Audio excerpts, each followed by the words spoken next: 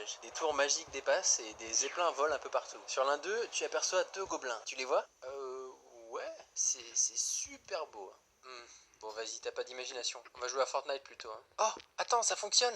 Je les vois. Ils sont en train de jouer avec des caddies comme des mongols. On a tous une créativité différente, qu'on contrôle qu'à moitié. Notre cerveau est capable de créer des trucs étranges parfois, et ça, c'est surtout grâce au pouvoir de l'imagination. Mais c'est aussi vachement survendu comme concept. J'aimerais bien faire comme dans les pubs, sentir une odeur, fermer les yeux et me retrouver dans un champ de lavande en robe blanche. Mais j'ai testé, ça marche pas.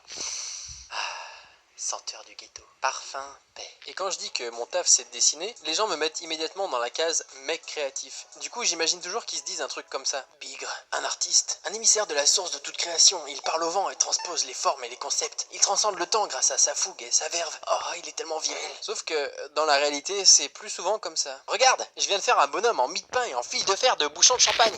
Tu pourrais en faire un petit personnage, hein? Faisant une BD, non? Pourquoi pas un dessin animé en mie de pain, Cola? C'est une idée de génie, non? Les aventures de Max Pain, Cola. Le héros qui doit gagner sa croûte, Cola.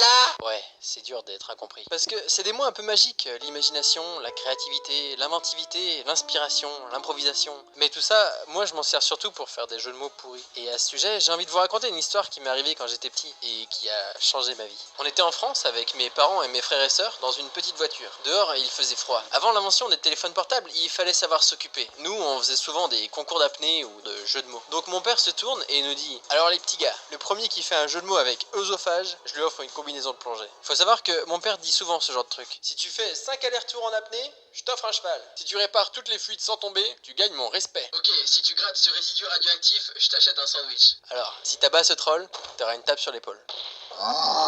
Donc, autant vous dire qu'on était hypé de ouf. Œsophage. Mon cerveau commence à réfléchir de manière analytique. J'essaie de couper le mot dans tous les sens, garder que les sons utiles pour les relier à d'autres pour créer quelque chose qui marche. Œsophage. Putain, mais je trouve rien. Je peux pas les laisser gagner, il faut que je fasse quelque chose. Respire. Quoi? Cherche dans tes émotions. Là j'ai froid. Exactement. Mais oui! Et c'est là que tout s'est accéléré. J'ai pris mon meilleur jeu d'acteur d'enfant de 12 ans et j'ai dit: ah, il fait froid, tu pourrais monter l'œsophage? La légende raconte que mon père évoque souvent ce jeu de mots, avec une larme de respect teintée de fierté. Et là il me dit: ah, il fait froid, tu pourrais monter l'œsophage? Le chauffage, t'as compris? Et absolument aucune culpabilité de jamais nous avoir offert de récompense pour ces défis foireux. En tout cas, c'est un super moyen de s'entraîner à penser de manière créative. Et là où j'aime le plus utiliser cette imagination toute pétée, c'est quand on discute à plusieurs et qu'on enchaîne les blagues sur un sujet. Un jour qu'on était en train de manger, sorti de nulle part, Léo nous a dit: putain, j'ai une idée trop cool. Imaginez un shonen de blagues de merde. Il y aurait des combats hyper sérieux, mais leur technique ce serait des blagues de gros beaufs, genre tire sur mon doigt. Un faux doigt. Et il pète quand même. Bon sang, il est fort. Je dois lui sortir ma technique secrète. Tiens, on s'est pas présenté. Tu me serres pas la bite? Grave, et ils en rajouteraient à mort. Il a fait une blague à tiroir à 4 niveaux. Personne n'a jamais tenté d'aller aussi loin.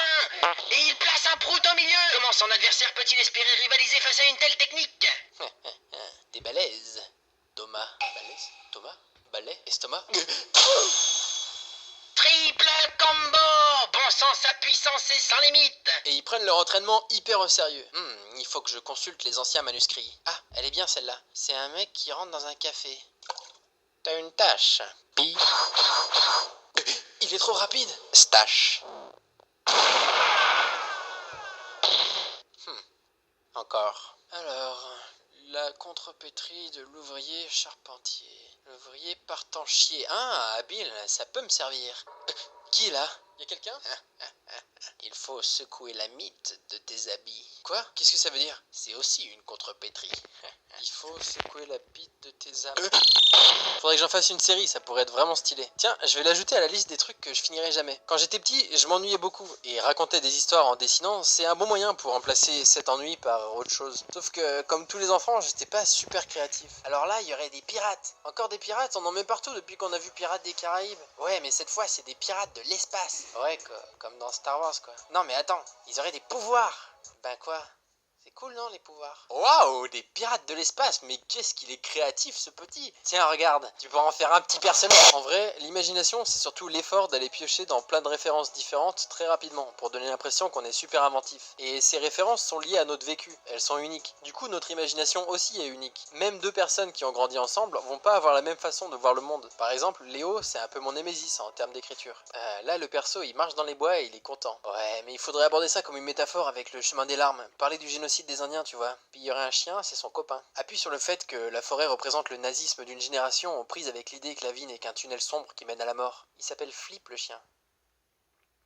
Et il a le sida. Mais parfois c'est l'inverse, et être dans son monde, bah ça te fait complètement passer à côté de la beauté de la vie. Tiens, tu savais que les poulpes ont 3 cœurs, et qu'au moment de donner naissance, la maman trouve un trou et bloque l'entrée avec son corps pour protéger ses petits des prédateurs. Ensuite, ils vont se nourrir du corps de la mère pour être assez grands et forts pour pouvoir affronter la vie. C'est un beau sacrifice quand même, non? Tu dessines quoi? Ah, rien. Il y a un truc très important quand on crée quelque chose, c'est de se rappeler qu'il n'y a pas de mauvaises idées, il y a juste des manières différentes de les raconter. Et chaque manière reflète la façon qu'on a de voir la vie. Et vu qu'elle est différente pour tout le monde, ça vaut le coup de la partager. Et cette vidéo d'ailleurs c'est pareil, ça vaut le coup de la partager.